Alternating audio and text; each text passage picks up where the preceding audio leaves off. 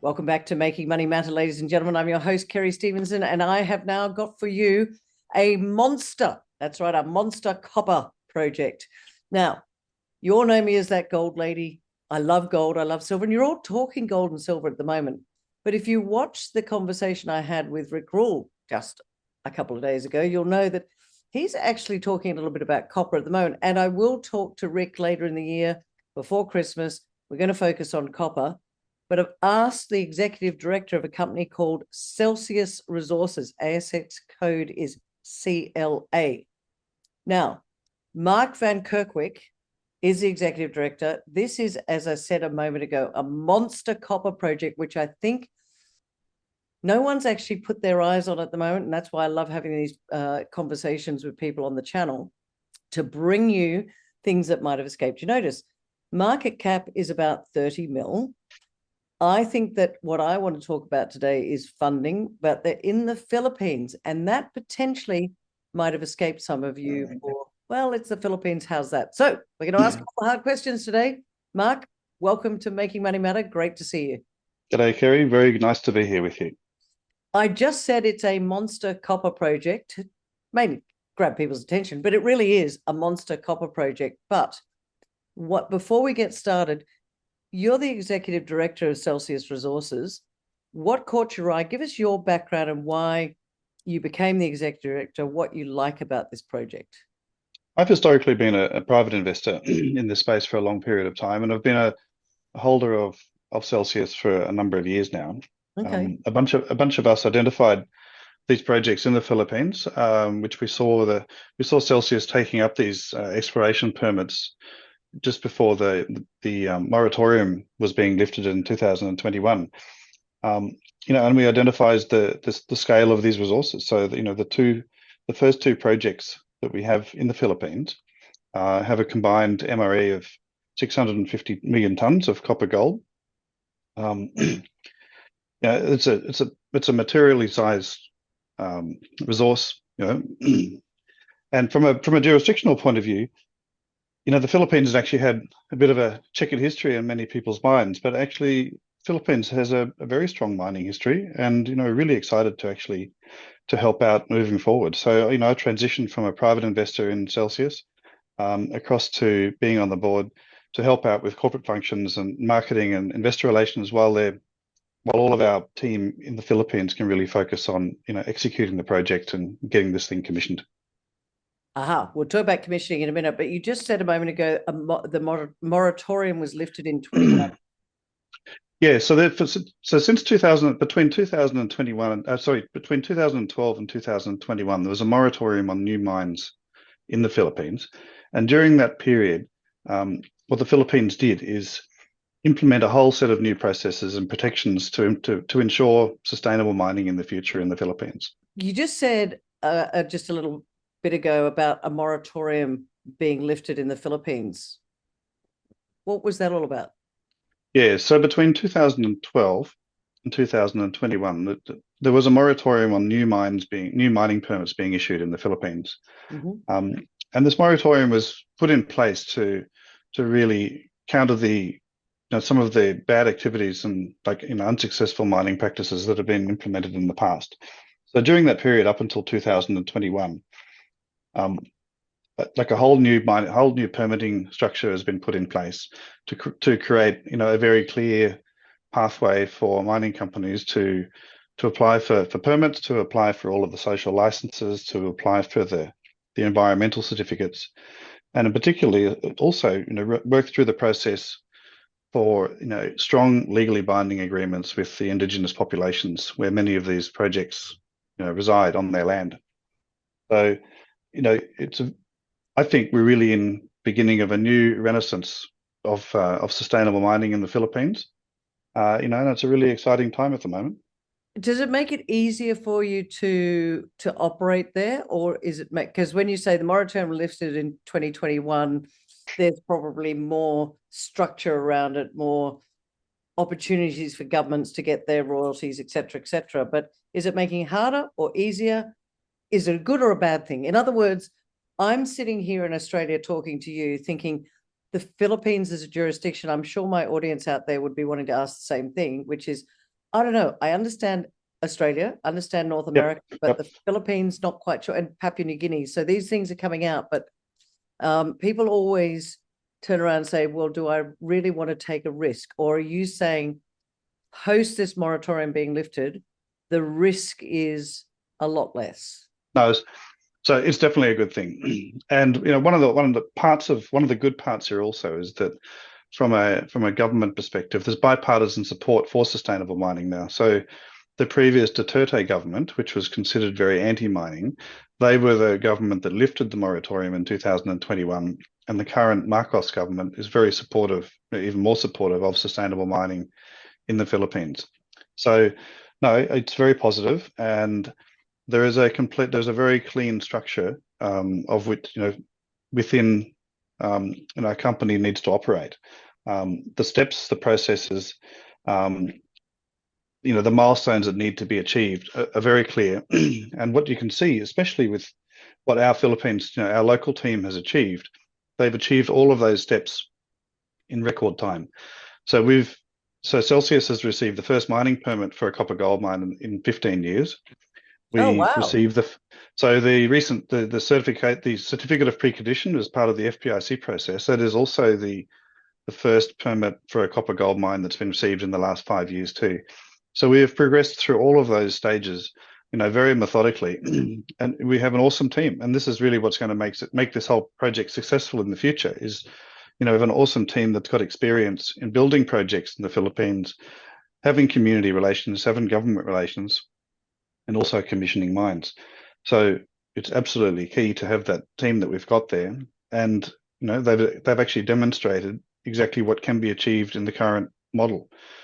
I mean, I went to a round table dinner the other night, and native title in Australia is like a massively hot topic. But that's so the FPIC process and the certificate of precondition, that the awarding of that to us in September, provides us now a very clear and legally binding protection for the community and for the company within which to operate. And that is, from my perspective, I see that as native title on steroids, but it's a completely consent-driven process in the Philippines. And yeah, if you look at the number of signatures on the certificate of precondition, you might be a bit scared about how many signatures are on there. But it's truly a consent-driven process, and we've achieved complete consent between all stakeholders. So that certificate of precondition holds true for the life of the project, which is 25 years plus potentially another 25 years. The capital structure then, do you have to have a local Philippine company as part of the capital structure of the company?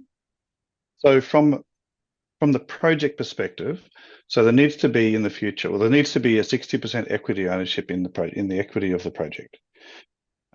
So any structure moving forward will take that into account. Yes. So it is possible to have 100% owned company in the Philippines. That's a different process, and some other projects have followed down that path, but that's not the path that we are following. We're definitely following the path of having a strong Philippine partner, within the Philippines and being completely compliant with that structure. All right. I said at the start, this is a monster copper project. Can we talk a little bit about funding? Where are you at, actually? Let's stop for a second. Where are you at? Like you've just said that you've got the certificate of precondition. You've been going for a number of years. So there's some milestones that have been hit. Yep. But I'm sure one of the areas that you'd have to be looking at as well is funding. I said you're a 30 mil market cap. If this is a monster copper project, sorry, Mark, how the heck are you going to fund it? Or is that too mean a question? No, not at all. So, and this is the key question that it's probably the only question that anybody asks at the moment, because everything else is relatively understood. So, yes, we've achieved every material milestone from a permitting and approval process. So this project is, you can basically say it's a shovel-ready project. And from a financing point of view, I think we've made it relatively clear in other communications is that we're actively finalizing full project financing for the project.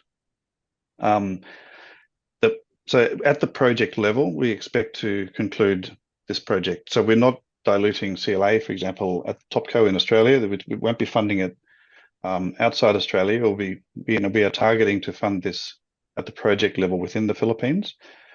And we're in the process of finalizing that exercise. It's taking a little bit longer. We're having to go through some review processes before that can really finally be executed. Someone mentioned the other day a little bit like a FIRB review, where you put a request in, should take 30 days, but never does. So we just have to wait a little bit longer on that front. But from a structural point of view, we feel that we are very close to finalizing that agreement. Is that a debt and equity, or all debt, some equity? You can't say at the moment. You can tell me to shut up if you have to tell me to shut up. No, we have communicated in the past that our target is to have a debt and equity structure around that. So that's what you should expect for us to announce. Yeah. Is that the final hurdle? And then do you get underway with, I guess, the early works plan? Because I think what Correct. I'm looking for our audience out there is, where is the shareholder value going forward? By the way, your company was brought to my attention by somebody I know that's very, very smart in this area, that is a shareholder of the company. I'm not going to mention any names, but he's very confident that this project will go ahead. And what he said to me was, he said, this is one of the most exciting projects he's seen for a very long time. So that piqued my interest. But where is that shareholder value coming from as we forward? You're a small market cap at the moment, not tiny, but small. Yeah, so that shareholder value will be attributed from once that project funding is announced. Then there'll be confidence that this project is going to go ahead. I think many people are nervous about the Philippines. They're nervous about whether actually CLA can implement a package to move the project forward. From an NPV perspective, well, even on our original study, our NPV at a discount rate of 8%, $4 copper, $1,600 gold, was at $464 million. And prices have changed materially, especially on the gold price since then too. And we expect copper to be much higher than $4 in the future too. So, we were doing some rough numbers the other day. If copper went to $5, we could be looking, you could have an NPV of this project of $700 million US. So there is significant value there, and that will eventuate at some point in time once there is confidence in the project actually going ahead. So, and the primary mechanism behind that is going to be funding. Eventually there will be there'll be an outstanding dividend flow coming out of this project, coming back to shareholders in CLA. So we're looking at really commissioning the MCB project. We expect to produce first ore at very late 2026 or early 2027. So this is a very near-term mine. This is not like. Why is it so near term? That's quick. Well, because this is a shovel-ready project. So the project is ready to go. We have a port ready to go. We have energy ready to go. We've got cheap energy. We've got 4-cent kilowatt hour electricity there.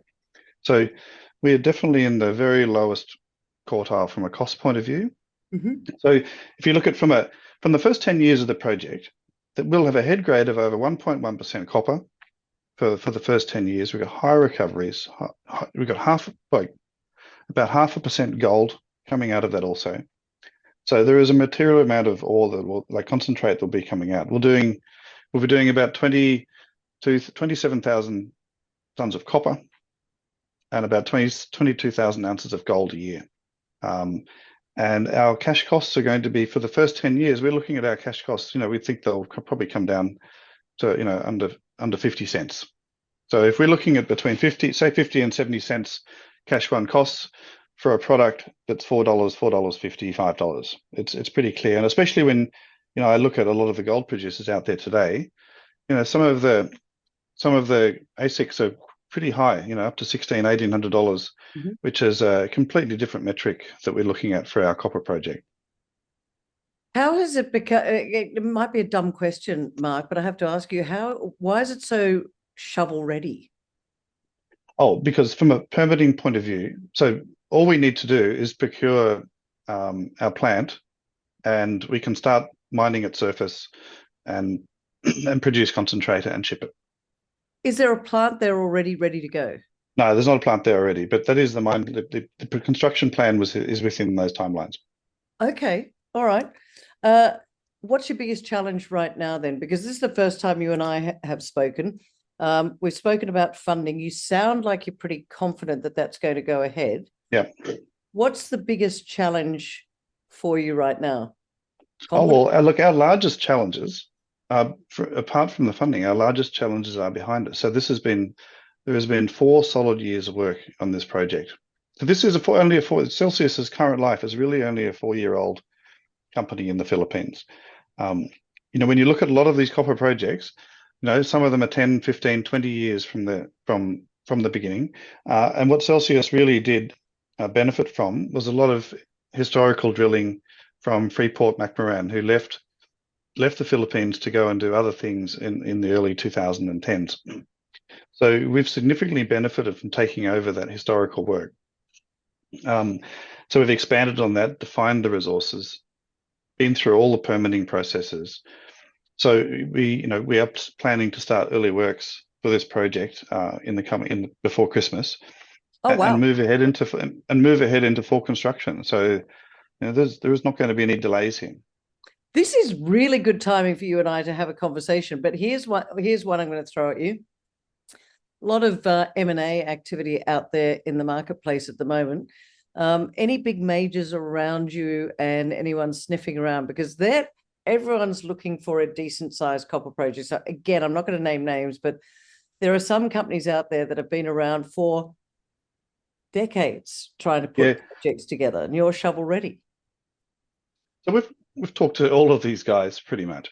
But if you really look at the big companies, they're looking for even larger projects. They're looking for billion-ton projects. Right. So we are still not an ideal target for a Glencore, for example. That is that's my personal view anyway, and that's not our objective anyway. Our objective is to take this to mine and return dividends back to shareholders, and I believe the results are going to be outstanding.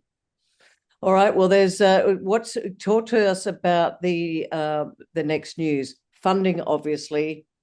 What do you do? So let's just assume the funding's happened.